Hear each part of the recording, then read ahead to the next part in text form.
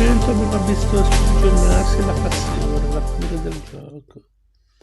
Una passione collettiva, italiana, europea, umana, che aveva investito tutte le categorie sociali.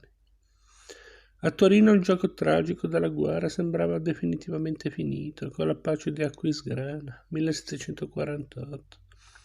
Per aver raggiunto il Piemonte e i suoi confini cosiddetti naturali, ad oriente con il Ticino e a occidente con la Francia ben delimitati ormai.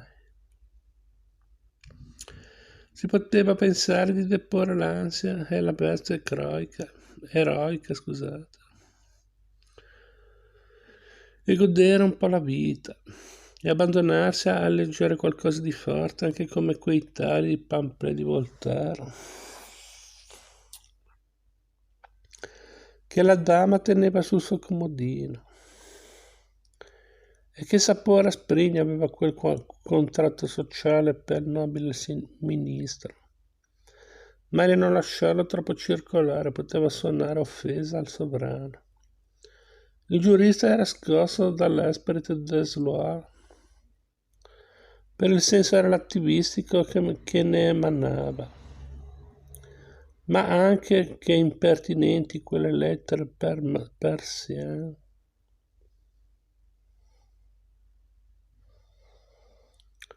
La denuncia di certi pregiudizi di casta nel casto idillio di Paulette Virgin era anche molto conturbante. Strana impressione da tutte queste letture che era meglio tentare di dimenticare neutralizzandole nel gioco del goffo, del faraone, del whist, dell'encarté, della tombola, dei palazzi, nei casini, negli alberghi, nei caffè, nelle acquabitarie, nelle osterie, sulle pubbliche piazze con le pubbliche lotterie e berbi sopra del caffè. Il re Vittorio Amedeo III, conscio che difficile era rimanere in pace per il Piemonte, continuava a circondare l'esercito delle sue cure, apportava modifiche alle sue divise, prendeva spunto da certe innovazioni introdotte nell'esercito prussiano e le adottava. Egli avrebbe voluto colmare il distacco, il divario tra le classi sociali in seno all'esercito, ma trovava opposizione tenace nell'aristocrazia a presidio del trono. Era ricorso allora al numero chiuso dei nobili ammessi alla scuola d'applicazione, sia per gli allievi sia per i docenti, così criticati dall'alfieri. I tempi cambiavano, vi era un mutamento economico ad opera della borghesia produttiva, un'evoluzione era in atto e non la si poteva né ignorare né soffocare, meglio sarebbe stato utilizzarla acquisendone gli elementi migliori. E durante questa alchimia lasciare che la gente giocasse, sarebbe stato pur bello per tutti seguire un poco il proprio capriccio o il proprio gusto, e non più solo dei vessilli in guerra. Oltre al furore del gioco, a Torino vi era anche però il fervore per gli studi, al di là delle innumerevoli accademie arcadiche. A questi studi contribuivano i migliori elementi dell'aristocrazia. Saluzzo di Monesilio, Valperga Caluso, Vernazza di Freni, Somis di Chiavra,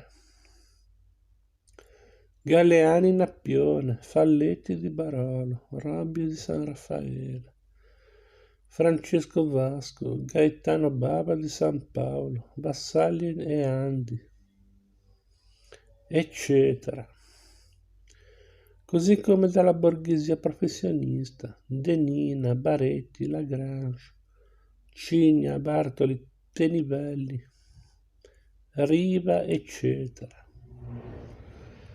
Le case o i palazzi dell'uno o dell'altro fungevano da luoghi di riunione e di discussione prima che si pervenisse alla fondazione di vere accademie scientifiche o letterarie, come quella filosofico-matematica divenuta poi Accademia delle Scienze, o la San Paolina, la Patria Società Letteraria, la Filopatria, l'Accademia degli Unanimi,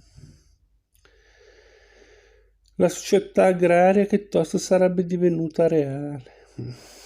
la società fisico-medica, la teologica, la giuridica, quella di studi economici. In esse tutta la cultura occidentale veniva posta sul piano della critica serena, non su quello del fanatismo ideologico, esaltatore o denigratore. Era l'illuminismo piemontese che con un contemperamento degli estremismi a poco si affermava e avrebbe raggiunto anche la sfera politica. Come a proposito di altre parti d'Italia, mi pare che anche per il Piemonte si potrebbe dire che la Rivoluzione francese sia venuta qui a interrompere un processo di rinnovamento verso una concezione liberale dello Stato, che forse si sarebbe attuata lo stesso, benché più lentamente. Le infiltrazioni ideologiche francesi, invece, si fanno più massicce, la borghesia insoddisfatta sempre e sempre aperta al nuovo, le accoglie e si fa veicolo delle nuove idee. La rivoluzione è alle porte, con le armate repubblicane. Il grande duello franco-piemontese riprende con differenti duellanti. 4 anni dura l'aspra lotta per le impervie Alpi occidentali, con un alleato austriaco infido, che si vuol servire del Piemonte come schermo alla sua Lombardia. Napoleone rompe l'ambiguità, dividendo i due eserciti, poi travolge entrambi, 1796. Il re è esiliato e Torino diventa repubblicana, il Piemonte è dipartimento francese dell'Eridano, governatorato imperiale. Ma l'astro napoleonico tramonta, l'eco del congresso di Vienna giunge a Torino con il nuovo re Vittorio Emanuele I, dopo che un velo funebre era stato gettato sul lampo napoleonico. Rapidamente vengono abbattuti gli alberi della libertà, scompaiono i cittadini e rincompaiono i sudditi, altrettanto osannati quanto prima deprecanti.